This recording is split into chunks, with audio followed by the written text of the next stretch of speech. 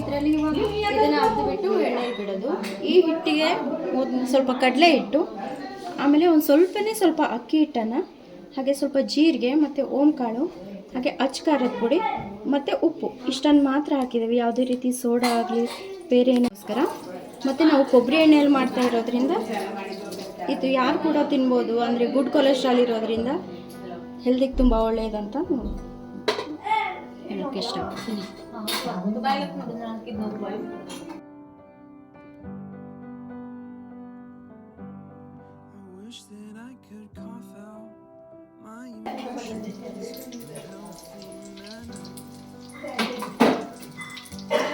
ನೋಡಿ, ಬಿಸಿ ಬಿಸಿ ಕುಂಬಳಕಾಯಿ ಬಜ್ಜಿನ ಬೋಂಡನ ರೆಡಿ ಆಗ್ತಾ ಇದೆ.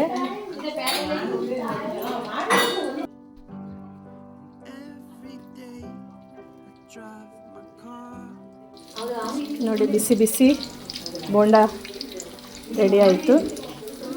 ಇದಕ್ಕೆ ಕೋಟಿಂಗು ತುಂಬ ದಪ್ಪ ಇರಬೇಕಂತ ಇಲ್ಲ ಅಂತೆ, ತೆಳ್ಳಗಿದ್ರೆ ಕೂಡ ಸಾಕು.